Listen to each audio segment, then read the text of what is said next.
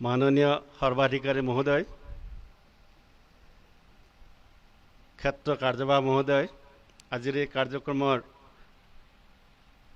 বিশিষ্ট অতিথি, মুখ্য অতিথি, আমাৰ প্ৰাগজ্যোতিষপুৰ ইউনিভাৰ্চিটিৰ উপাচাৰ্য সিনহাদেউ, শ্ৰোতা দৰ্শক হিচাপে থকা জ্যেষ্ঠ শ্ৰেষ্ঠ কাৰ্যকৰ্তাসকল, সাংবাদিক বন্ধুসকল,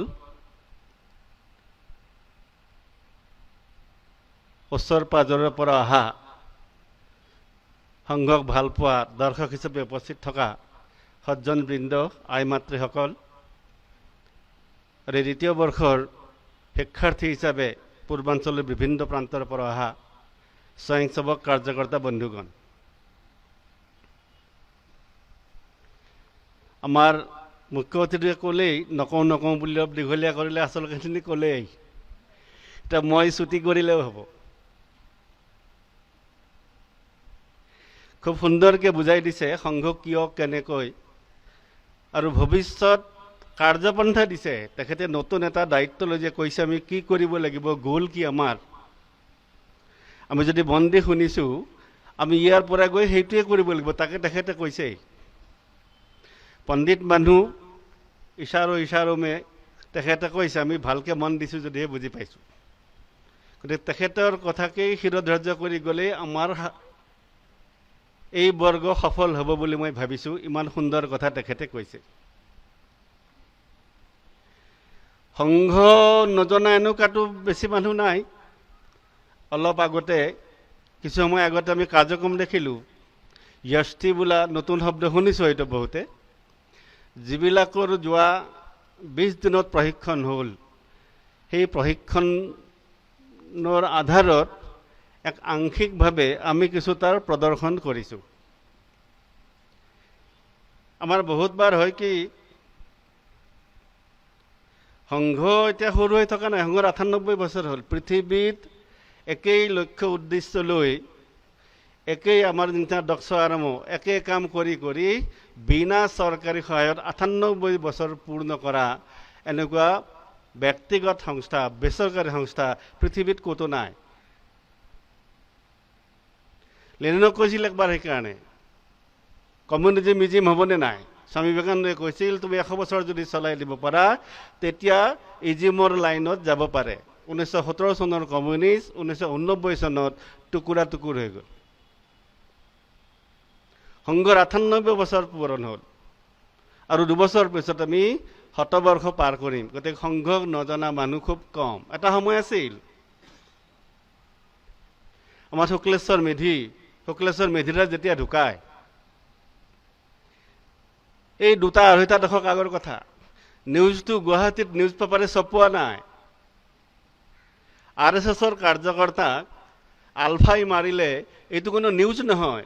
এই অসমত 2.5 দশকত সংঘৰ স্থিতি সেয়া আছিল।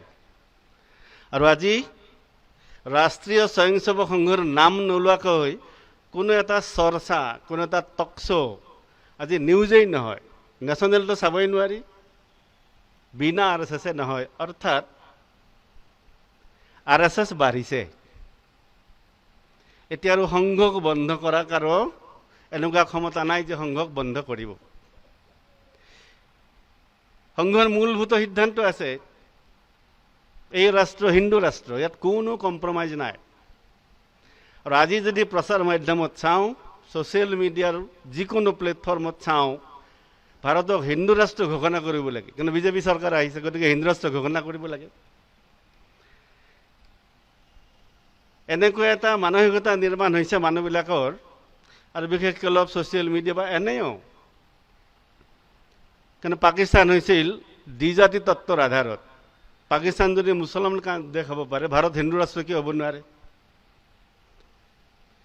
এই হিন্দু ৰাষ্ট্ৰ ঘোষণা কৰিব দৰকাৰ নাই, এখন হিন্দু ৰাষ্ট্ৰ হয়েই। কোনে কৈছে এখন হিন্দু ৰাষ্ট্ৰ নহয় বুলি? এখন হিন্দু ৰাষ্ট্ৰ কাৰো দিমত নাই।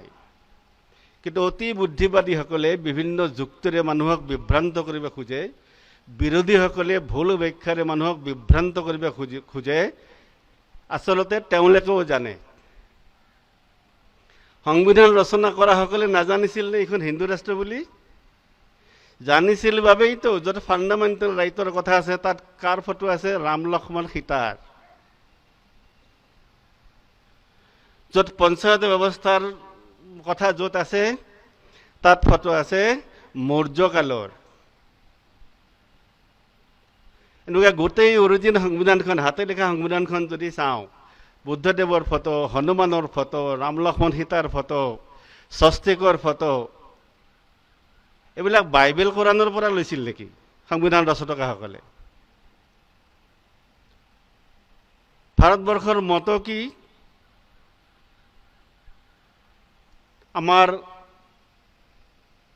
আমাৰ যে ৰাষ্ট্ৰীয় চিহ্ন অশোক চক্ৰ, কি লিখা থাকে? সত্যমেৱ জয়তে। মণ্ডুকোপনিষদৰ পৰা আনিছে। সুপ্ৰিম কোৰ্টৰ মতো কি? यतो धर्मस्ततो जयः। মহাভাৰততো আছে, মনুস্মৃতিতো আছে, তাৰ পৰা লৈছে। এয়াৰফৰ্চৰ মতো নভস্ত স্পৃশ্যম, গীতাৰ পৰা লৈছে। যোগক্ষেম বহাম্যহম, LIC গীতাৰ পৰা লৈছে। এনেকুৱা যিমানবিলাক মতো আমি দেখা পাওঁ, এইবিলাক ক'ৰ পৰা লৈছে? CBSE চৰকাৰী সংস্থা, অচতো মা সদগময়, ক'ৰ পৰা লৈছে? বৃহদাৰণ্যকৰ পৰা লৈছে, উপনিষদৰ পৰা। অৰ্থাৎ সকলোৱে জানে এইখন হিন্দু ৰাষ্ট্ৰ, আৰু নতুনকৈ হিন্দু ৰাষ্ট্ৰ কৰাৰ দৰকাৰ নাই। কোনোবা হিন্দী চিনেমাত ভাৰত শব্দ থকা ডাইলগ শুনিছে নেকি কোনোবা? হিন্দুস্তান। কোনোবা গীতত, হিন্দী গীতত আধা উৰ্দু আধা হিন্দী থাকে, হিন্দুস্তানী ভাষা বুলি কয় এইটো। ক'ৰবাত ভাৰত শব্দ আছে নে? হিন্দুস্তান শব্দ আছে। কোনোবা চিনেমাৰ নামত ভাৰত শব্দ আছে নেকি? হিন্দুস্তান কি কসম, কসম হিন্দুস্তান কি নতুনকৈ ওলাইছে। হিন্দুস্তানৰ প্ৰয়োগ কোনে লিখে এইবিলাক? সেলিম কোনোবা আখতাৰ, জাভেদ আখতাৰ, তেওঁলোকে হিন্দু শব্দ প্ৰয়োগ কৰিলে আপত্তি একো নাই। RSS যেতিয়া হিন্দু শব্দ কয় তেতিয়া আমাক কমিউনেল বুলি কয়, আৰু আমিও এনেকুৱা এই RSS কমিউনেলে নেকি? প্ৰকৃততে এনেকুৱা এটা বাতাবৰণ তৈয়াৰ কৰিছে, আৰু এতিয়াৰ পৰা নহয়, আৰম্ভণিৰ পৰা। আমি সংঘই যিহেতু এখন হিন্দু ৰাষ্ট্ৰ, তো হিন্দু ৰাষ্ট্ৰ এই নাম RSS দিয়া নাই। এই যে বিশ্ব হিন্দু পৰিষদৰ শ্লোগান আছে না, ধৰ্ম ৰক্ষতি ৰক্ষিত, এইটো আমাৰ শ্লোগান, এইটো ধৰ্ম ৰক্ষতি ৰক্ষিত। সকলোৱে ভাবেতো বিশ্ব হিন্দু পৰিষদ নহয়, সেইটো মহাভাৰতৰ পৰা আহিছে। কিয় ইয়াৰ বিৰোধ হয়? ইয়াৰ বিৰোধ হোৱাৰ কাৰণ বহুত আগৰ পৰা। প্ৰথম ব্ৰিটিছে বিৰোধ কৰিছিল ইয়াৰ। ব্ৰিটিছ আহিছে 16 শতিকাত, 16 শতিকাৰ শেষৰ ফালে 31 ডিচেম্বৰ বোধ হয়, তেতিয়া তাৰ আগতে ব্ৰিটিছ আহিছে। ভাস্কো ডি গামা 1498 আহিছিল, তাৰ 100 বছৰ পিছতে কিছু বেপাৰী আহি মুম্বাইত তেওঁলোকে ঘাটি পাতি বেপাৰ আৰম্ভ কৰিছিল, কিন্তু অৰ্গেনাইজ হিচাপে ইষ্ট ইণ্ডিয়া কোম্পানী নাম দি 1600 চনৰ 31 ডিচেম্বৰত তেওঁলোকে ইংলেণ্ডৰ ৰাণীৰ লগত চুক্তি কৰি পেলাই ভাৰতবৰ্ষত ফৰ্মেলি বেপাৰ কৰিছে।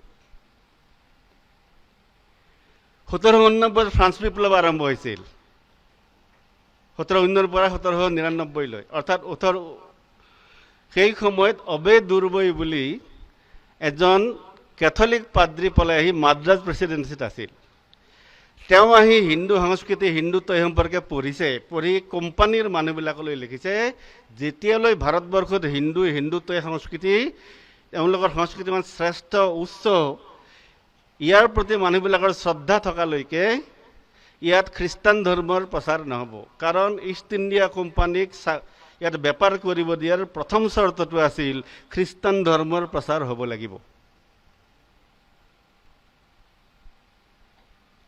ঠিক সেই সময়তে 1600 শতিকাত প্ৰথম ভাপে দিন আৰম্ভ হৈছিল। তেতিয়াৰ পৰাই ফ্ৰান্সৰ পৰা আচলতে পুনৰ জাগৰণ এই ব্যৱস্থাটো 17 শতিকাত ইণ্ডাষ্ট্ৰিয়েল ৰিভলিউশ্যনৰ লগে লগে সমগ্ৰ ইউৰোপত ৰেনেছা বুলি কয়, পুনৰ জাগৰণ, অৰ্থাৎ মানুহৰ মন মস্তিষ্কৰো পৰিৱৰ্তন হৈছে। সেই সময়তে কি হ'ব পালে?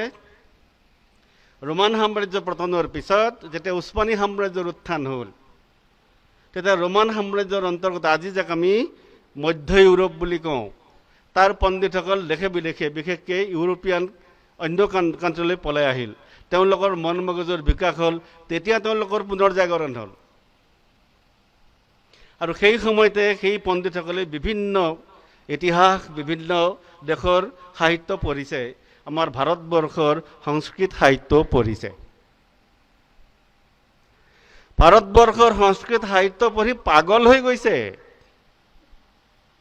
শোপেনহাৱাৰে, জাৰ্মান পণ্ডিত দাৰ্শনিক, তেওঁ গীতা পঢ়াৰ উপনিষদ পঢ়াৰ পিছত কৈছে যে মানৱ মগজুৰ শ্ৰেষ্ঠ সৃষ্টি।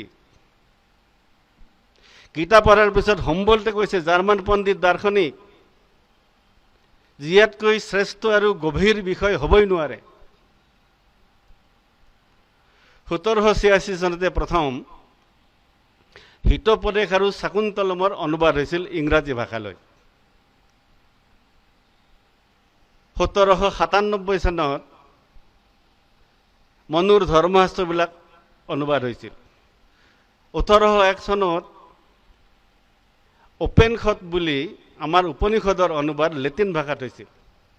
1804 চনত অন দি বেদাস বুলি গোটেই ইউৰোপত হেনৰি কোলব্ৰুক বুলি তেওঁ এলানি ৰচনা লিখিছে। আৰু এইবিলাক পঢ়াৰ পিছত পশ্চিমত হুলস্থুল লাগি গৈছে, এইবিলাক কি, ক'ৰ সাহিত্য এইবিলাক। তেতিয়া যিসকল বাইবেলৰ ৰক্ষক তেওঁলোকৰ টিকনি থিয় হ'ল। তো এইকাৰণে ভাৰতবৰ্ষৰ শ্ৰেষ্ঠ সংস্কৃতিৰ বিৰোধ কেনেকৈ কৰা যায়, কাৰণ ভাৰতবৰ্ষৰ তেওঁলোকৰ বেপাৰ চলিছে। বেপাৰৰ নামতে 1757 পিছত তেওঁলোকে ৰাজত্ব কৰিলে, শাসনেই চলালে। তেতিয়া ভাৰতবৰ্ষৰ যে শ্ৰেষ্ঠ সংস্কৃতি, ইয়াৰ প্ৰতি যে আমাৰ ভৱিষ্যত প্ৰজন্মৰ আস্থা নাথাকে, তাৰ কাৰণে তেওঁলোকে এক ব্যৱস্থা নিৰ্মাণ কৰিলে। এই যে অলপ আগতে আমাৰ সিনহাদেৱে কৈ গ'ল, আমাৰ শিক্ষা পদ্ধতি 1837 চনত মেকলে শিক্ষা পদ্ধতি আমাৰ ইয়াত প্ৰচলন কৰিল। মিনুট অফ ইণ্ডিয়ান এডুকেশ্যন বুলি এই কেইপৃষ্ঠামানৰ ভাৰতবৰ্ষৰ শিক্ষা পদ্ধতি কেনেকুৱা হ'ব লাগে সেই লিখি পেলাই মেকলে পাঠ কৰিছে ইংলেণ্ডৰ পাৰ্লিয়ামেণ্টত। তাৰ আগতে কি কৰিছে, মেক্সমুলাৰ নামৰ এজন জাৰ্মান পণ্ডিত, ব্ৰিলিয়েণ্ট ল'ৰা, 28 বছৰ বয়সত সংস্কৃতত PhD কৰিছে। PhD কৰিছে আৰু 1811 চনত এই যে বিভিন্ন সাহিত্যবিলাক ৰচনা হৈছে, 1811 চনত এজন এলেন বডেন বুলি, তেওঁ কৰ্ণেল আছিল, ল'ৰা ছোৱালী নাই। তেওঁ দুয়ো গিৰিয়েক ঘৈণীয়েকৰ সম্পূৰ্ণ উপাৰ্জন তেওঁলোকে অক্সফৰ্ড ইউনিভাৰ্চিটিত দিছে, সংস্কৃত চেল খুলিব লাগে। আৰু 1811 চনত অক্সফৰ্ড ইউনিভাৰ্চিটিত সংস্কৃত চেল খুলিছে। উদ্দেশ্য কি, যে ভাৰতবৰ্ষৰ যি সংস্কৃত সাহিত্য, বাইবেলৰ যিবিলাক কথা, ধাৰ্মিক কথা, খ্ৰীষ্টিয়ান ধাৰ্মিকতা, এইবিলাক সংস্কৃতত অনুবাদ কৰিব লাগে। সংস্কৃতত ভাৰতবৰ্ষৰ পদ্ধতি, ভাৰতবৰ্ষৰ ভাষা সংস্কৃত। আৰু সংস্কৃতত যিবিলাক ভাৰতীয় ভাষা সংস্কৃতত যিবিলাক লিখা আছে, এইবিলাক ইংৰাজীলৈ কৰিব লাগে। কি লিখা আছে বুজিব পাৰিব, এইকাৰণে সংস্কৃত ইণ্ট্ৰডিউচ কৰিছে। আৰু তাতে পাছ কৰিয়া মেক্সমুলাৰে আমাৰ বেদৰ অনুবাদ কৰিছে, তেওঁক ধন্যবাদো দিব লাগিব। মেক্সমুলাৰে অনুবাদ কৰাৰ পিছতে বেদ সম্পৰ্কে পশ্চিমত মানুহে আৰু অলপ উৎসুকতা বাঢ়িছে যে বেদটোত কি আছে চাই। কিন্তু তেওঁ কেনেকৈ কৰিছে, মেক্সমুলাৰ মৰিছে 1900 চনত। 1902 চনত তেওঁৰ ঘৈণীয়েকে জৰ্জিনা এডলেইনা বুলি life and letters of Frederick Max Muller বুলি 2 খণ্ডত তেওঁৰ লিখাবিলাক, চিঠিবিলাক ছপাইছে। তাত 3খন চিঠিয়ে প্ৰমাণ কৰে, আৰু বহুত চিঠি আছে। পুতেকলৈ চিঠি লিখিছে, মই পৃথিৱীৰ সকলো ধৰ্ম অধ্যয়ন কৰিলোঁ, তাৰ ভিতৰত শ্ৰেষ্ঠ হ'ল, আজিকালি এই খ্ৰীষ্টিয়ানবিলাকৰ ধৰ্মপুথিখনৰ নাম নিউ লজ, তাৰ আগতে আছিল নিউ টেষ্টামেণ্ট, তাৰ আগতে আছিল অল্ড টেষ্টামেণ্ট। কৈছে মই পঢ়া ধৰ্মৰ গ্ৰন্থবিলাকৰ শ্ৰেষ্ঠ হ'ল নিউ টেষ্টামেণ্ট, দ্বিতীয় হ'ল কোৰাণ, তৃতীয় হ'ল অল্ড টেষ্টামেণ্ট, চতুৰ্থ হ'ল কনফুচিয়াছ, পঞ্চম হ'ল লাউটছে, ষষ্ঠ হ'ল বেদ। এই কনফুচিয়াছ লাউটছেৰ কোনো লিখিত সাহিত্যই নাই, মুখে মুখে চলি হয় এইবিলাক। ঘৈণীয়েকলৈ চিঠি লিখিছে, মই যি বেদৰ অনুবাদ কৰিলোঁ, ইয়াক পঢ়াৰ পিছত ভাৰতবৰ্ষৰ মানুহৰ অতীতৰ প্ৰতি থকা শ্ৰদ্ধা নাইকিয়া হ'ব, তেওঁলোকৰ 3000 বছৰৰ শ্ৰদ্ধা আস্থা নাইকিয়া হ'ব। ডিউক অৱ আৰ্গাইললৈ লিখিছে যে ভাৰতবৰ্ষৰ তেওঁলোকৰ ধৰ্ম সংস্কৃতি মই নষ্ট কৰি দিলোঁ, তাৰপিছত যদি খ্ৰীষ্টান ধৰ্মৰ প্ৰচাৰ হোৱা নাই তাত মোৰ কি দোষ। অৰ্থাৎ বেদৰ অনুবাদ কৰাৰ উদ্দেশ্য আমি ইয়াৰ পৰা গম পাওঁ। এজন জেমছ মিল তেওঁ হিষ্ট্ৰী অফ ব্ৰিটিছ ইণ্ডিয়া লিখিছে, তেওঁৰ পুতেক জে.এছ. মিল, জেমছ ষ্টুৱাৰ্ট মিল, তেওঁ এখন ৰচনা লিখিছে অন লিবাৰ্টি বুলি, পাৰি 250 টকাত কিনিব পায়। হিষ্ট্ৰী অফ ব্ৰিটিছ ইণ্ডিয়া পঢ়িব লাগিব, নহ'লে 52,000 দি কিনিব লাগিব, 4 টকা দি পঢ়িব পাৰে নেটত। তেওঁ প্ৰিফেচত লিখিছে, I had never been to India, I don't know any Indian language.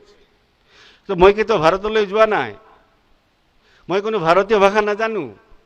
আমাৰ ইতিহাস লিখিছে, আৰ্য বাহিৰৰ পৰা আহিছে, আহি ভাৰতত আক্ৰমণ কৰিছে, অনাৰ্যবিলাকক খেদিছে, পাহাৰে কন্দৰে খেদিছে, দ্ৰাবিড়বিলাকক দক্ষিণলৈ খেদিছে, আজিও কাজিয়া লাগি আছে, আৰ্য অনাৰ্য দ্ৰাবিড়, পাহাৰ ভৈয়াম। আৰু বেদৰ অনুবাদ কৰি প্ৰমাণ কৰি দিছে বেদত জানিবলগীয়া একো নাই, সংস্কৃত কোনো ভাষাই নহয়, কেৱল ৰিং ক্ৰিং ক্ৰিং জাতীয় কিছুমান মন্ত্ৰ আছে ইয়াত, ভূত প্ৰেত খেদা। গতিকে মিনুটছত কি লিখিলে মেকলে, যে ইংৰাজী ভাষা পঢ়িলেহে তেওঁক পণ্ডিত বুলি কোৱা হ'ব, তেওঁহে চাকৰি বাকৰি পাব। আৰু লাহে লাহে আমাৰ সংস্কৃত ভাষা এলাগী হৈ পৰিল, আজি আমি ডেড লেংগুৱেজ বুলি কওঁ। এই 3M আমাৰ ভৱিষ্যত প্ৰজন্মক পথভ্ৰষ্ট কৰাৰ কাম কৰিছে, জেমছ মিল, মেকলে আৰু মেক্স মুলাৰ। এই মেকলে পুত্ৰসকলে আজিকালি হিন্দুত্বৰ যে হিন্দু ৰাষ্ট্ৰৰ বিতৰ্ক চলি থাকে, মই কৈছোঁ আৰম্ভণিতে, তাৰ বিৰোধ কৰে। RSSৰ হিন্দু কমিউনেল, স্বামী বিবেকানন্দৰ হিন্দু বোলে উদাৰ, RSSৰ কমিউনেল। আৰু RSS বুলি ক'লে হিন্দু গৈ গৈ গৈ গৈ গোমূত্ৰ সেৱনলৈ আহিছে। হিন্দুৰ প্ৰতি ইমান তেওঁলোকৰ বিতৃষ্ণা, হিন্দুৰ প্ৰতি ইমান বিদ্বেষ। গতিকে যেতিয়াই RSSে হিন্দুত্বৰ কথা কয়, RSSৰ বিৰোধ হয়। বিৰোধ কৰাৰ ষ্টাইল নতুন আজিকালি, কাৰণ আমি মডাৰ্ণ মানুহ। আগতে ব্ৰিটিছে প্লেনিং কৰি এই বিভিন্ন সাহিত্য ৰচনা কৰি আৰু বিভিন্ন তেওঁলোকৰ পণ্ডিতৰ দ্বাৰা ভাৰতবৰ্ষৰ বিষয়ে লিখুৱাই তেওঁলোকৰ কিছুমান স্তাৱক তৈয়াৰ কৰি, বিশেষকৈ 60ৰ দশকৰ পৰা যদি চাওঁ, বিশেষ ভাৰত স্বাধীন হোৱাৰ পিছত, দ্বিতীয় বিশ্বযুদ্ধৰ পিছত হিৰো ৰাছিয়া আছিল, গতিকে সকলোৰে আদৰ্শ ৰাছিয়া। সেইকাৰণে যিয়ে বিদেশলৈ পঢ়িবলৈ যায়, হয় প্ৰগ্ৰেছিভ নহয় লেফটিষ্ট হৈ আহে। সেইবিলাকক লৈয়ে, প্ৰগ্ৰেছিভ লেফটিষ্টক লৈ আমাৰ স্বাধীন ভাৰত চলিছে। আৰু স্বাধীন ভাৰতৰ এই দৃষ্টিৰে হিন্দুত্বৰ বিৰোধত এক বাতাবৰণ তৈয়াৰ কৰা হৈছে, যিটো আজিও আমি ভুগি আছোঁ। গতিকে আজি হ'ল মডাৰ্ণ, গতিকে মডাৰ্ণ দৃষ্টিৰে আমাৰ বিৰোধবিলাক আৰম্ভ হৈছে। নতুন NEPৰ কথা আহিছে বাৰ, নিউ এডুকেশ্যন পলিচি। হিষ্ট্ৰীৰ কথা ওলাইছিল নহয়, যে হিষ্ট্ৰীৰ কোৰ্চ অলপ চাব দিছে, ৰাইজৰ কি মতামত আহে। হঠাতে ওলাই গ'ল মোগল কাল নাই, আমাৰ অসমত হুলস্থুল হৈ গ'ল। মোগল নাই যদি লাচিত বৰফুকনৰ কি হ'ব? তেওঁলোকে নেৰেটিভ উলিয়াইছে, লাচিত বৰফুকনে মোগলৰ লগতো যুদ্ধ কৰা নাই, ৰামসিংহ হিন্দু আছিল, হিন্দুৰ লগত যুদ্ধ কৰিছে। আমাৰো ডেকাবিলাকৰ লাগে হয়তো ৰামসিংহতো হিন্দু আছিল। ইয়াৰ পৰা যদি বাংলাদেশত গৰু ছাপ্লাই দিব লাগে, চোৰাং গৰু, বাংলাদেশৰ মুছলমান লাগিবনে নাই? ইয়াত হিন্দু লাগিব। ব্ৰিটিছ আহোঁতেও ইয়াৰ স্তাৱক আছিল, তেওঁলোকৰ মুছলমানৰ আক্ৰমণ সময়ত ইয়াৰ হিন্দু স্তাৱক আছিল। ৰামসিংহৰ লগতো স্তাৱক হিন্দু সৈনিক হিচাপে আহিছিল, ঔৰংজেবৰ স্তাৱক, যিবিলাকে কিছুমানে ভয়তে ধৰ্মান্তৰণ কৰিছে আৰু কিছুমানে বৈশ্যতে স্বীকাৰ কৰিছে, পইচা বিভিন্ন পদবীৰ লোভত তেওঁলোক আহিছে। হিন্দু সেনা অহা নাছিল এনেকুৱা নহয়, কিন্তু নেৰেটিভ উলিয়াইছে যিহেতু ৰামসিংহ হিন্দু, গতিকে লাচিতে হিন্দুৰ লগতে যুদ্ধ কৰিছে। এতিয়া মোগল কাল মানে কি? মোগল আহিছে 1526-ত। ভাৰতবৰ্ষত প্ৰথম মুছলমান আৰম্ভ কৰিছিল 670 মানতে মুম্বাইত। তথাপি ইতিহাসত 712-ত প্ৰথম মহম্মদ বিন কাছিমে আক্ৰমণ কৰা বুলি কয়। 712 ক'ত আৰু 1526 মোগল। বিভিন্ন মুছলমানে আক্ৰমণ কৰিছে। নাদিৰ শ্বাহ ক'ৰ আছিল? মোগল আছিল নেকি? নাছিল, ইৰাণী আছিল। 70 বাৰ ভাৰতক সম্ৰাটত আক্ৰমণ কৰিছে। চুলতান মাহমুদ আফগানী আছিল। আলাউদ্দিন খিলজি তুৰ্ক আছিল। চেংগিজ খাঁ মংগোল, তেওঁৰ বংশধৰবিলাক মোগল। মোগল কাল বুলি কোনো কথা নাই। আমাক যিটো মধ্যযুগ বুলি পঢ়ুৱায়, মিডিয়াভেল বুলি ক'লে ভাল সহজতে বুজি পায়, অৰ্থাৎ 712-ৰ পৰা 1600-লৈ, ব্ৰিটিছ অহালৈকে, ইষ্ট ইণ্ডিয়া কোম্পানী অহালৈকে। গতিকে 712-ৰ পৰা 1600-লৈ এই 900 বছৰ মোগল কাল নাই। আমাৰ মুছলমানৰ আক্ৰমণ মানে মোগল কাল। এই মোগল কাল বিষয়টো হৈছে মুছলমানৰ আক্ৰমণ এটা নাই, আমাৰ লগে লগে আৰম্ভ হৈছে লাচিতৰ কি হ'ব। অৰ্থাৎ যিকোনো এটা বিষয় আহিলেই আজিকালি বিশেষকৈ যুৱক সমাজক বিভ্ৰান্ত কৰিবৰ কাৰণে এক মডাৰ্ণ ষ্টাইলত এনেকৈ বৌদ্ধিক দৃষ্টিৰে আমাক বিভ্ৰান্ত কৰে, আৰু আমিও যিহেতু মডাৰ্ণ সেই দৃষ্টিৰে আমিও বিভ্ৰান্ত হৈ যাওঁ। এতিয়া বুৰঞ্জীৰে চিন্তা কৰোঁ। 700 খ্ৰীষ্টপূৰ্ব 326-ত আলেকজেণ্ডাৰ আহিছিল। আমাৰ ইতিহাস আলেকজেণ্ডাৰৰ পৰা আৰম্ভ হৈছে। আলেকজেণ্ডাৰৰ বিষয়ে জানো, পুৰুৰ বিষয়ে জানিবৰ উপায় নাই। তাৰপিছত বুৰঞ্জী ক'ত আৰম্ভ হৈছে? 712-ত। এই যে 326, 712-ৰ 1000 বছৰৰ আমাৰ কোনো ক্ৰনলজি ইতিহাসত আমাৰ নাই। তাৰ ধাৰাবাহিক ইতিহাস পঢ়িবলৈ নাপাওঁ। কিয়? কাৰণ তাত আমাৰ বীৰ মৌৰ্যসকলৰ, আমাৰ বুদ্ধদেৱ, শংকৰাচাৰ্য, ষষ্ঠ শতিকাৰ যিমান শ্ৰেষ্ঠ পুৰুষ হৈছে, সমাজত বিক্ৰী হওঁতে যিসকল মহাপুৰুষে, শ্ৰেষ্ঠ পুৰুষে বিভিন্ন আক্ৰমণক প্ৰতিহত কৰা যিসকল বীৰ পুৰুষে আমাৰ সমাজক ৰক্ষা কৰিছে, সেইসকলৰ ইতিহাস সেই 1000 বছৰত আছে। সেই 1000-ৰ ইতিহাস আমি পঢ়া নাই, আমাৰ কেতিয়াও মনতে নাহে। কাৰণ এনেকুৱা প্ৰমাণ কৰি দিছে এই মেকলে শিক্ষা পদ্ধতি, চাহাব বাক্য প্ৰমাণম, তেওঁলোকে যি কয় সেয়াই। মধ্যপ্ৰাচ্যৰ পৰা আৰ্যসকল আহিছিল। যি আৰ্যই সিন্ধু সভ্যতাৰ পাৰত, এই সিন্ধু নদীৰ পাৰতে সভ্যতা গঢ়ি তুলিছে, সাহসী, পৰাক্ৰমী, বুদ্ধিমান, চতুৰ জাতি এটাই মধ্যপ্ৰাচ্যত এনেকুৱা সভ্যতা কিয় তৈয়াৰ কৰিব নোৱাৰিলে? আমাৰ মনত প্ৰশ্ন নাহে। বিশ্ববিজয় কৰিব আলেকজেণ্ডাৰ কিয় ঘূৰি গ'ল? পুৰু ৰাজ্যখনৰ বৰ্ণনাও নাই, জিলাম নদীৰ বৰ্ণনা আছে খালি। জিলাম নদীৰ পাৰত পুৰুৰ লগত যুদ্ধ লাগিল, পুৰুক বন্দীও কৰিলে, আৰু সুধিলে তোমাক কেনেকৈ ব্যৱহাৰ কৰিব লাগে? পুৰুষে ক'লে মোক ৰজাৰ নিচিনা ব্যৱহাৰ কৰিব লাগে। আলেকজেণ্ডাৰ খোজ পুৰুষ ৰাজ্য ঘূৰি গ'ল। এই ইতিহাস হয় নেকি? আমাৰ কেতিয়াও মনত প্ৰশ্ন নাহে। এয়া বুৰঞ্জী। সোহেল দেৱৰ নাম আমি শুনাই নাই। প্ৰথম মুছলমান আক্ৰমণ 712-ৰ পৰা 1226-ৰ প্ৰথম কুতুবুদ্দিন ইবকৰ নেতৃত্বত দিল্লীত শাসন হৈছে মুছলমান শাসন, দাস বংশৰ দ্বাৰা। এই 500 বছৰ যাৰ নেতৃত্বত লৰিছে, যাৰ বংশধৰসকল লৰিছে, ভামাচা, তেওঁৰ বিষয়ে নামেই শুনা নাই আমি। 80 বাৰ আঘাতলৈ যুদ্ধ কৰিছে ৰাণা সাংগা, নামেই শুনা নাই। আধুনিক বুৰঞ্জীত 1 পৃষ্ঠা কেতিয়াবা বা আধা পৃষ্ঠা শিৱাজীৰ পঢ়িছোঁ, আধা পৃষ্ঠা ৰাণা প্ৰতাপৰ পঢ়িছোঁ, আধা পৃষ্ঠা পৃথ্বীৰাজৰ পঢ়িছোঁ। গোটেই বুৰঞ্জী আমাৰ পৰাজয়ৰ গ্লানি অনুভৱ হোৱা বুৰঞ্জী, আমাৰ কেতিয়াও মনলৈ প্ৰশ্ন নাহে। গতিকে এই সকলোবিলাক আমাৰ যেতিয়া শিক্ষা পদ্ধতিত মেকলে শিক্ষা পদ্ধতি মানে কি? এইবিলাক য'ত অন্তৰ্ভুক্ত, মেকলে শিক্ষা পদ্ধতি তৈয়াৰ কৰা নাই। শিক্ষা পদ্ধতি তৈয়াৰ কৰিছে ব্ৰিটিছে, এইবিলাক ইনক্লুড কৰিছে। আৰ্য বাহিৰৰ পৰা আহিছে, আৰ্য আক্ৰমণ কৰিছে, দ্ৰাবিড়ক খেদিছে, অনাৰ্যবিলাকক পাহাৰে খন্দৰে খেদিছে, পাহাৰ বেলেগ, ভৈয়াম বেলেগ ইত্যাদি জাতীয়বিলাক কথা সন্নিৱিষ্ট কৰি যি পদ্ধতি তৈয়াৰ কৰা হৈছে, এইটোৰ নাম মেকলে পদ্ধতি। মেকলে আমাৰ ইয়াৰ এইটো পইণ্ট হ'ব বুলি কোৱা নাই, ব্ৰিটিছৰ এইখন। এই মেকলে পুত্ৰসকলে আচল কথালৈ যাব নোখোজে। আৰু সেইকাৰণে আমি যেতিয়া আমাৰ অতীত নাজানো, আমাৰ ইতিহাস নাজানো, আমাৰ পূৰ্বপুৰুষ নাজানো, গতিকে আমাৰ স্বাভিমান নাইকিয়া হৈছে, আমাৰ আত্মবিশ্বাস নাইকিয়া হৈছে। অলপতে এখেতে ক'লে যে অসমীয়া তাৰিখ মানে ভাৰতীয় তাৰিখ আমাৰ ব্যৱহাৰ নহয়। আমাৰ স্বাভিমান আহিব ক'ৰ পৰা? আমি আমাৰ অৰিজিন জানিব লাগিব। আৰু সেইকাৰণে যুৱকসকলক আজি বিভ্ৰান্ত কৰা সহজ।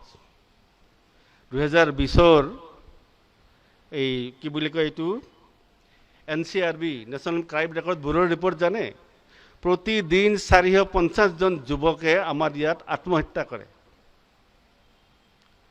এই 450 জনৰ 35% ছাত্ৰ ছাত্ৰী, আৰু এই 35% ছাত্ৰ ছাত্ৰীৰ 72.42 72.42% ছাত্ৰ আৰু 27.5% ছাত্ৰী। কিয়? আৰু ভাৰতবৰ্ষত এতিয়াও ছুইচাইড টেন্ডেঞ্চি থকা, ছুইচাইড কৰা, ইয়াৰ 15 বছৰৰ পৰা 35 বছৰৰ ভিতৰৰ বয়সৰবিলাকৰো ছুইচাইড টেন্ডেঞ্চি বেছি। আৰু ইয়াৰ কাৰণ কি কৈছে নেশ্যনেল মেণ্টেল হেল্থ ছাৰ্ভে? তেওঁলোকে কৈছে ইয়াৰ কাৰণ হ'ল মেণ্টেল ইলনেছ। এতিয়া মেণ্টেল ইলনেছৰ অসমীয়া কি কৰিম? মানসিক অস্থিৰতা কৰিম নে, পাগল কম নে, অৰ্ধ পাগল কম, মই নাজানো। কিয় হৈছে? মেণ্টেল ইম্বেলেঞ্চ কিয় হৈছে? এটা সময় আছিল হিপ্পি কালচাৰ ওলাইছে, যি বিচাৰে তাকেই পাইছে, যি বিচাৰে তাকেই পাইছে, আৰু কি লাগে সেইটোৱে নাজানে। গোটেই অৰ্ধনগ্ন হয় সাগৰ পাৰত পলাইছে, দাড়ি চুলি লম্বা কৰি পেলাই ঘূৰি ফুৰিছে দেখে বিদেশে। হিপ্পি কালচাৰ এটা তৈয়াৰ হৈ গ'ল। তেওঁলোকে পায় আৰু কি পাব তাৰ আশাত হিপ্পি হৈছে। আমাৰ নোপোৱাৰ বেদনাত হতাশ হৈছে, আৰু আমি নাজানো কি পাব লাগে। এই টিভিত দেখাৰ পিছত, পেপাৰত শুনাৰ পিছত কেইটামান তথাকথিত বুদ্ধিমান মানুহৰ লেখনি পঢ়ি, বুদ্ধিমান মানুহৰ বিবৃতি শুনি আমি বিভ্ৰান্ত, নিজৰ মগজুক নঘটো। তাৰেই সুবিধা আজিৰ যুৱকসকলৰ কাৰণে এইসকলে মেকলে পুত্ৰসকলে লয়। আৰু ভাৰতৰ আজি ক'ত স্থান? 104টা ছেটেলাইট আমি একেলগে উৰাব পাৰোঁ। ব্ৰহ্মছ আমি বিক্ৰী কৰোঁ। কেতিয়াবা ৰিভলভাৰ এটা আমি বিদেশৰ পৰা আনিব লাগিছিল, আজি আমি ক্ষেপণাস্ত্ৰ বিক্ৰী কৰোঁ। গতিকে স্বাভাৱিকতে প্ৰত্যেক দেশৰ কূটনীতি থাকে। কূটনীতি মানে আচলতে কূটনীতি নহয়, আচল অৰ্থ ডিপ্ল'মেচি বুলি যাক কয় ইংৰাজীত, কূটনীতি নহয়। আমাৰ শব্দটো কূটনীতি, আৰু সঁচা অৰ্থত দেশবিলাকে কূটনীতিয়েই কৰে। তো স্বাভাৱিকতে ভাৰত যেতিয়া আগবাঢ়ি যাব, আমাৰ যিবিলাক শত্ৰু দেশ, প্ৰতিদ্বন্দ্বী দেশ, তেওঁলোকে বিৰোধ কৰিব। মই কৈছিলোঁ যে বাংলাদেশলৈ গৰু চাল আনিব যদি লাগে, বাংলাদেশৰ মুছলমান মানুহ লাগিব। ভাৰতবৰ্ষৰ বিৰোধ কৰিব লাগে, ভাৰতবৰ্ষৰ সেই স্তৰৰ মানুহ লাগিব। গতিকে মিডিয়াত মানুহ আছে, বিভিন্ন ছ'চিয়েল মিডিয়াৰ প্লেটফৰ্মত মানুহ আছে, মেইনষ্ট্ৰীম মিডিয়াত মানুহ আছে। একোটা ৱেবছাইট খুলিছে তেওঁলোকে, তাৰ যোগে তেওঁলোকে ইমান ধুনীয়া একোটা বিবৃতি প্ৰকাশ কৰে। আৰু আমি বিশেষকৈ শিক্ষিত যুৱক যুৱতীবিলাক পঢ়ি এনেকৈ বিভ্ৰান্ত হওঁ যে আৰু এতিয়া কাম নাই, এই চৰকাৰৰ কাম নাই। অলপতে ৰিপৰ্ট আহিলে এটা, কি কয় সেইটো GHI গ্লোবেল হাংগাৰ ইণ্ডেক্স, কোনে খাব নাপায়, কোনে পুষ্টিহীনতাত ভুগিছে, এইটো হিচাপ। গ্লোবেল হাংগাৰ ইণ্ডেক্সত 121খন দেশৰ যিবিলাক কোম্পানীয়ে কৰে সেই দেশবিলাকৰ তেওঁলোকে নকৰে। চাউথ আফ্ৰিকান দেশবিলাকৰ কৰে, সৰু সৰু কেইখনমান ইউৰোপীয়ান দেশৰ কৰে। এই Canada, America, England, Australia, Japan, German, France, এইবিলাক দেশৰ হিচাপ নাই তাৰ। কোম্পানী জাৰ্মানৰ, কোম্পানী ইংলেণ্ডৰ, আৰু হিচাপ কৰে আমাক, আৰু প্ৰমাণ কৰি দিছে গ্লোবেল হাংগাৰ ইণ্ডেক্সত যে ভাৰত পাকিস্তানৰ তলত। 1 কেজি আটাৰ কাৰণে 37টা মানুহ মৰিছে টনা আজোৰা কৰোঁতে। পাকিস্তানৰ তলত আমি 107খন দেশৰ, 121খন দেশৰ আমি 107 নম্বৰত। এইটো যেতিয়া পঢ়ে, টিভিত নিউজ পঢ়ে শিক্ষিত ল'ৰাবিলাকে, বিভ্ৰান্ত হ'বনে নাই? Modern style. MPI multi dimensional poverty index, খাব নোপোৱা দুখীয়া আমি কিমান।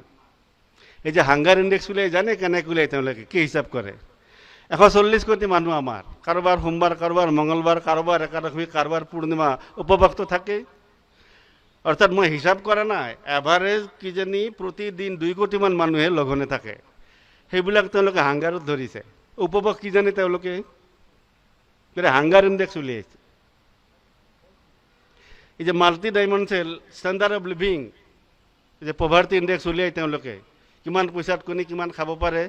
আমেৰিকাৰ মানুহৰ যিটো ষ্টেণ্ডাৰ্ড অফ লিভিং, আমাৰ এজন 5জনীয়া পৰিয়ালে ইয়াত এসপ্তাহ খাব পাৰিব।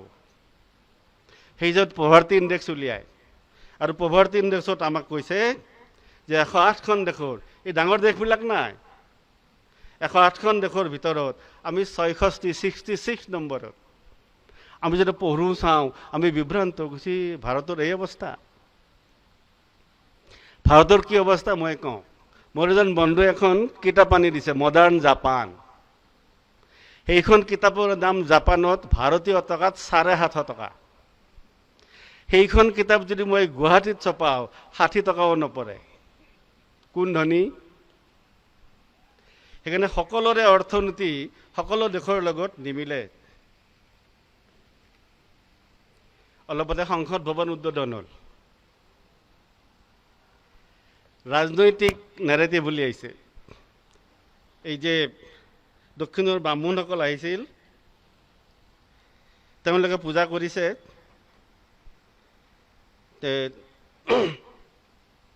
আঠিনাম বুলি কয়, আঠিনাম। তেওঁলোক এটা গোষ্ঠী, গোষ্ঠী মানে তেওঁলোকৰ চেডুল কাষ্ট মানুহ আছে, চেডুল ট্ৰাইব মানুহ আছে, ক্ষুদ্ৰ মানুহ আছে, বামুণ এটাও নাই। বিভিন্ন চৰকাৰী ৰাজনৈতিক দলৰ বিবৃতি আহিছে, মোদীয়ে একেবাৰে বামুণ কৰি পেলালে। টিভিত নিউজটো শুনাৰ পিছত আৰু এনেকুৱা গেৰুৱা কাপোৰ পিন্ধাৰ পিছত যেতিয়া শকতাবত মানুহবিলাক দেখিছোঁ, আমাৰ নালাগিব মনত, কোনেনো আৰু নেটত চাব যায়, কোনে আৰু বাৰ বাৰ বাতৰি চাই থাকে। বাতৰিতে আহিছে তাৰ স্পষ্টীকৰণ, কোনেনো চায়।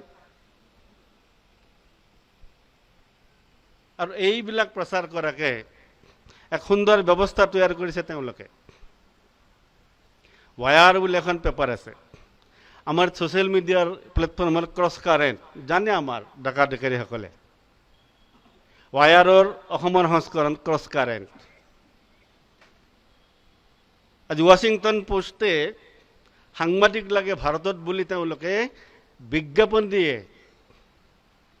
মোদী বিৰোধী হ'ব লাগিব, হিন্দুত্ব বিৰোধী হ'ব লাগিব, ভাৰত বিৰোধী হ'ব লাগিব, তেওঁহে ৱাশ্বিংটন পোষ্টৰ ভাৰতৰ প্ৰতিনিধি হ'ব পাৰিব।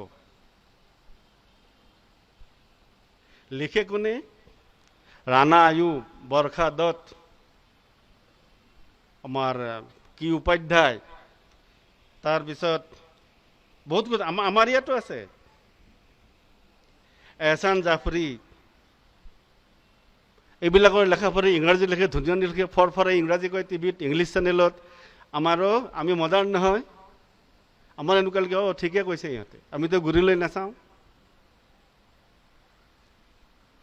এইবিলাকে বিশেষ বিশেষ অঞ্চলত বিশেষ বিশেষ আৰু পদ্ধতিৰে সেই ষ্টাইলেৰে প্ৰত্যেক ৰিজনত, চাউথত বেলেগে, ইষ্টাৰ্ণত বেলেগে, ৱেষ্টত বেলেগে, অসমতো এনেকুৱা আৰম্ভ হৈছে। আজি মণিপুৰৰ গোলমাল কিহৰ কাৰণে? মণিপুৰ ইউনিভাৰ্চিটিয়ে দ্বিতীয় JNU হ'বলৈ গৈ আছে। ৱৰ্ল্ড ভিজন নামৰ এটা সংস্থাই আমাৰ ইয়াত কাম কৰে, আমি নাজানো তেওঁলোক কি। অসমৰ সংস্কৰণ তেওঁলোকৰ নাম গ্ৰীণ পিচ। ভাল ভাল কথা কয়, ভাল, আমি তেওঁলোকৰ আমিয়ে যোগ দিওঁ। অসমততো আৰু সাংঘাতিক। আলফাৰ সময়ৰ পৰা আমিতো অসমীয়া, হিন্দুতো নহয়, ভাৰতৰ লগত আমি নাইয়ে কেতিয়াও।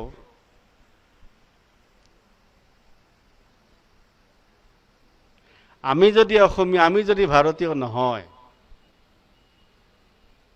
আৰু ডাঙৰ ডাঙৰ লেখকবিলাকে লেখে, ৰাম সংস্কৃতি, কৃষ্ণ সংস্কৃতি ধ্বংস কৰিব খুজিছে, মন্দিৰ সংস্কৃতিয়ে নামঘৰ সংস্কৃতি ধ্বংস। ডাঙৰ ডাঙৰ লেখক, মই নাম নকওঁ, মোৰে বন্ধু এইবিলাক, নাম ক'লে বেয়া দেখিব, সাংবাদিক বন্ধুসকলে আছে, মোৰে বন্ধু, ব্যক্তিগত কথা পাতোঁ।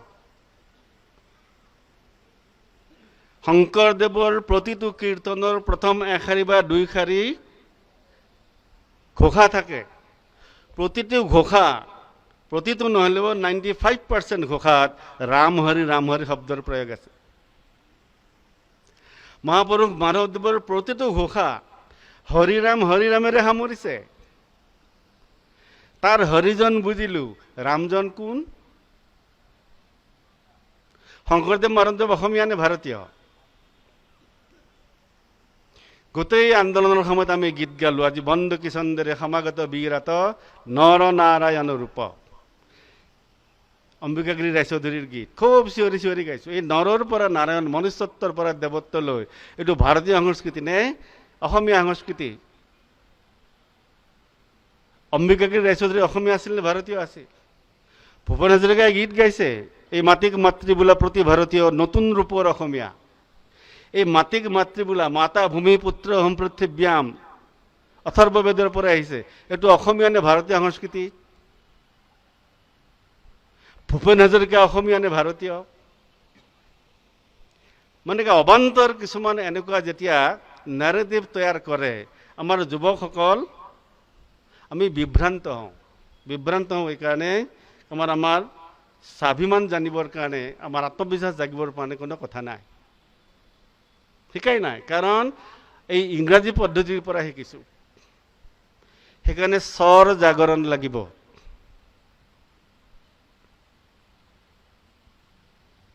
আমি এখন চিঠি লিখিলে তলত কি লিখোঁ? ইতি। এখন দৰখাস্ত লিখিলে আপোনাৰ বিশ্বাসী। কাৰ অবিশ্বাসী আমি? ব্ৰিটিছৰ দিনত লিখিব লাগিছিল ইয়ৰ্ছ ফেইথফুলি। কমানৰ পৰা, কমান আজিকালি আছে নাই ক'ব নোৱাৰোঁ, ক্লাছ 10ৰ পৰা ল'ৰাজনে হেডমাষ্টাৰলৈ যেতিয়া এখন এপ্লিকেশ্যন লিখে, তলত লিখি দিয়ে আপোনাৰ বিশ্বাসী।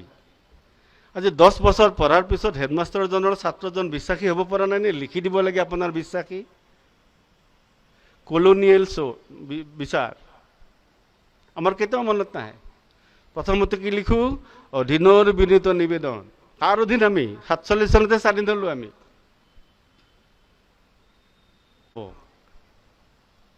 বাৰ বাৰ ক'ব লাগে 104। আমেৰিকাৰ 16টা ছেটেলাইট একেলগে পঠিয়াইছোঁ এক উৰণতে। 104টা আমাৰ এই এটা উৰণতে 104টা মহাকাশত আমি ছেটেলাইট উৰাইছোঁ। 16টা আমেৰিকাৰ।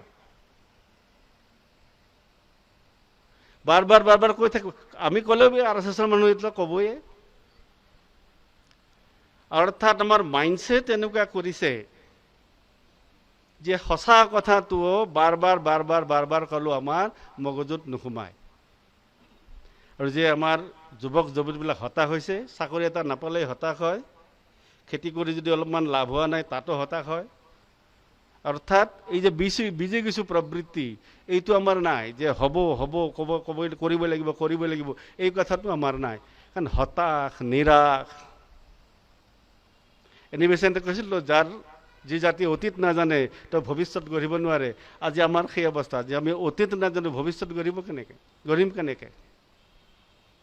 ৰাষ্ট্ৰীয় স্বয়ংসেৱক সংঘই এই কামকেই কৰি আছে।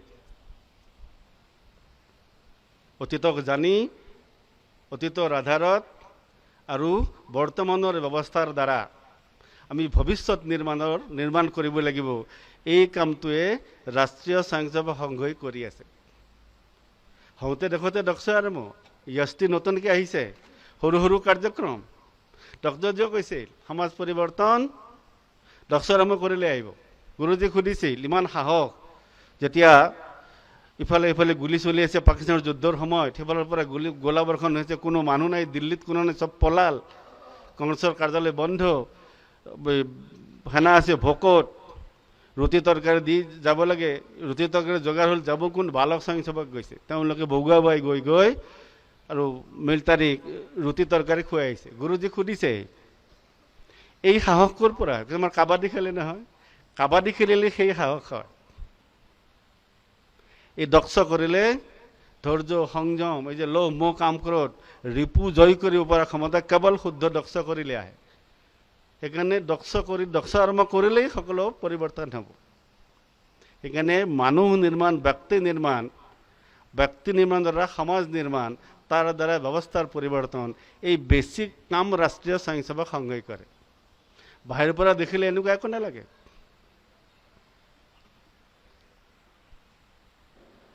সেইকাৰণে আমি হতাশ হোৱাৰ আৱশ্যক নাই। মই কৈছোঁ আৰম্ভণিতে, ৰাষ্ট্ৰীয় স্বয়ংসেৱক সংঘ আজি সেই স্থিতিত গৈছে।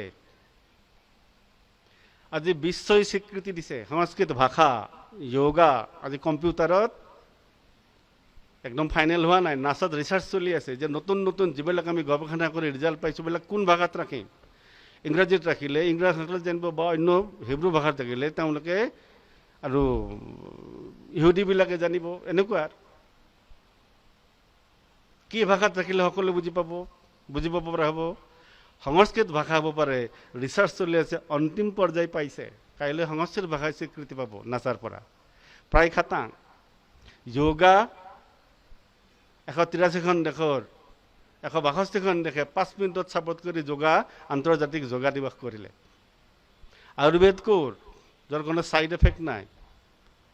অৰ্থাৎ এটাকৈ বিশ্বত ভাৰতবৰ্ষ প্ৰভাৱী হ'ব ধৰিছে। পঞ্চম অৰ্থনৈতিক ব্যৱস্থা কেনেকৈ হ'ল? তাৰ কাৰণতে বিৰোধ, তাৰ কাৰণতে BBC এইবিলাক অল জাজিৰাই পইচা দিয়ে, BBCয়ে ডকুমেণ্টাৰী বনায়। বিষয় কি? ভাৰতবৰ্ষত জাত পাত উচ্চ জাতৰবিলাকে নিজ জাতৰবিলাকক কেনেকুৱা শোষণ কৰে, অত্যাচাৰ কৰে, তাৰ ভিতৰত মুছলমানক কিমান বেছি কৰে, এই কথাবিলাক লৈ BBCয়ে চিৰিয়েল কৰে। পইচা কোনে দিয়ে? অল জাজিৰাই। নেক্সাছ কেনেকুৱা? যেতিয়া কোনোবাই কয় BBCৰ চিৰিয়েল বন্ধ কৰিছে মোদী চৰকাৰে, আমি ভাবোঁ চিৰিয়েল আকৌ কিয় বন্ধ কৰে? কেৰালা ষ্ট'ৰ যদি বন্ধ নহয় BBCৰ কিয় বন্ধ হয়? কিন্তু গুৰি ক'ৰবাৰ। কাৰণ বিশেষকৈ প্ৰচাৰ মাধ্যমক অৱলম্বন কৰি আমাৰ বিশেষকৈ যুৱক যুৱতীসকলক বিভ্ৰান্ত কৰিবৰ কাৰণে এক মডাৰ্ণ ইকুইপমেণ্ট হিচাপে এই প্ৰচাৰ মাধ্যমক লৈ এক নতুন ষড়যন্ত্ৰ চলিছে। এইটোহে আমাৰ সকলোৰ কাৰণে ডাঙৰ প্ৰত্যাহ্বান। তো সেইকাৰণে আমি সকলোৱে চিন্তা কৰিব লাগে। ভাৰতবৰ্ষ সম্পৰ্কে ব্ৰিটিছ ইতিহাসবিদ আৰ্নল্ড টনবিয়ে কৈছে, it is already becoming clear that a chapter which had a Western beginning will have to have an Indian ending if it is not to end in the self-destruction of human race at the supremely dangerous moment in history. The only way of salvation for mankind is the Indian way. অৰ্থাৎ এক অধ্যায় যি পশ্চিমৰ পৰা আৰম্ভ হৈছে, যদি মানৱ জাতিৰ সম্পূৰ্ণ বিনাশেৰে সমাপ্ত হ'ব নালাগে, তেনেহ'লে ভাৰতবৰ্ষৰ পথেৰে আগুৱাবই লাগিব, অন্য কোনো ৰাস্তা নাই। আৰু পৃথিৱীৰ সকলো দাৰ্শনিক পণ্ডিতে আজি স্বীকাৰ কৰিছে। সেইকাৰণে আমাৰ কোনো মনত সংশয় থকাৰ, আমাৰ মনত কোনো সন্দেহ থকাৰ অৱকাশ থকাৰ দৰকাৰ নাই। তেওঁলোকে কোৱা কথাটো আমাৰ দৈনন্দিন ভাষাত সদায় এইটোৱে কোৱা নহয়, এইটো কৰিব লাগে, এইটো কৰিলে এইটো হ'ব, এইটো কৰিলে এইটো হ'ব, কোৱা নহয়। কিন্তু কৰি আছোঁ তাকে একজন মানুহ গঢ়াৰ যি ব্যৱস্থা, সেই ব্যৱস্থা প্ৰয়োগ কৰি একোজন সঁচা অৰ্থত আমি সঁচা নাগৰিক গঢ়ি আছোঁ। আৰু যাক আমি সঁচা অৰ্থত নাগৰিক বুলি কওঁ, যিসকলে নাগৰিক কৰ্তব্য পালন কৰে, নাগৰিক তৈয়াৰ কৰি আছোঁ। স্বামী বিবেকানন্দই কৈছিল, ভাৰতৰ মৃত্যু হ'ব নেকি? যদি ভাৰতবৰ্ষৰ মৃত্যু হয়, সমগ্ৰ বিশ্বৰ পৰা মানৱীয়তাৰ বিলুপ্তি ঘটিব, মনুষ্যত্বৰ নাইকিয়া হ'ব। গোটেই বিশ্বৰ কাৰণে ভাৰত জীয়াই থাকিব লাগিব, আৰু ভাৰতবৰ্ষক জীয়াই ৰখাৰ দায়িত্ব আমাৰ। আমি পাপেই কৰিছোঁ বা পুণ্যই কৰিছোঁ, যাৰ ফলতে নহওক আমি ৰাষ্ট্ৰীয় স্বয়ংসেৱক সংঘৰ লগত জড়িত হৈছোঁ কিবা নহয় কিবা প্ৰকাৰে। আমাৰ পাপ নহয়, পূৰ্ব জন্মৰ পুণ্যৰ ফল বুলি ক'ব লাগে। সেইকাৰণে এই ৰ'দতো, এই প্ৰতিকূল বতৰতো আমি আজি ইয়াত উপস্থিত হৈছোঁ, এই গধূলিলৈকে আছোঁ। কিহৰ কাৰণে? আমাৰ সংঘৰ প্ৰতি, ৰাষ্ট্ৰীয় স্বয়ংসেৱক সংঘৰ কাৰ্যৰ প্ৰতি শ্ৰদ্ধা প্ৰেম থকা কাৰণে। এই শ্ৰদ্ধা প্ৰেম ৰখাই নহয়, প্ৰত্যক্ষ ৰাষ্ট্ৰীয় স্বয়ংসেৱক সংঘৰ বিভিন্ন স্তৰত, বিভিন্ন ক্ষেত্ৰত বিভিন্ন সংগঠন আছে। এই যিকোনো সংগঠনৰ লগত লগ হৈ আমি এই ৰাষ্ট্ৰক হিন্দু ৰাষ্ট্ৰ ঘোষণা কৰিব নালাগে। এই ৰাষ্ট্ৰৰ সৰ্বাংগীন বিকাশৰ কাৰণে মোৰ কি অৱদান হ'ব পাৰে, মই ব্যক্তিগত হিচাপে কি কৰিব পাৰোঁ, তো সেই দৃষ্টিৰে চিন্তা কৰি আমাৰ লগত সহযোগিতা আগবঢ়াওক। এইটো একমাত্ৰ ৰাস্তা। আৰু ৰাস্তা আছে, কেৱল সংঘইহে দেশৰ কাৰণে কাম কৰে এনে কাৰণে আৰু অন্য বহুত ৰাস্তা আছে। সেই বিভিন্ন সংস্থাও আজিকালি বিশেষকৈ চাহপাতৰ লগত লগ হৈ দেখিছে, এটা সময়ত যেনেকুৱা আৰু ডাঙৰ বুলি ক'লে কংগ্ৰেছে আছিল, আজি RSS সৰ্ববৃহৎ সংস্থা হৈছে। এইকাৰণে সৰু সৰু সংস্থাবিলাকো আমাৰ লগত যোগ হ'ব ধৰিছে। গতিকে সকলোলৈকে আহ্বান জনাইছোঁ, আমাৰ যিবিলাক দৰ্শক শ্ৰোতা আছে, কিছুমান গাৰ্জেন হ'ব, কিছুমানৰ প্ৰত্যক্ষ বা পৰোক্ষভাৱে সম্পৰ্ক আছেই, সকলোলৈ অনুৰোধ জনাইছোঁ, পাৰ্যমানে আমাৰ যিমান ক্ষমতা, সেই ক্ষমতা অনুসৰি সংঘৰ লগত প্ৰত্যক্ষ সহযোগিতাৰে আমাৰ এই ৰাষ্ট্ৰৰ সৰ্বাংগীন বিকাশৰ ক্ষেত্ৰত কি যোগদান দিব পাৰোঁ, সেই যোগদান দি আমি আগবাঢ়ি যাওঁ, তাৰ বাবে সংকল্প লওঁ। স্থানীয়ভাৱে কাৰ্যকৰ্তাৰ লগত সম্পৰ্ক কৰি সংঘত সহযোগিতা আগবঢ়াওক, তাকেই কামনা কৰি মই মোৰ বক্তব্যৰ সামৰণি মাৰিছোঁ।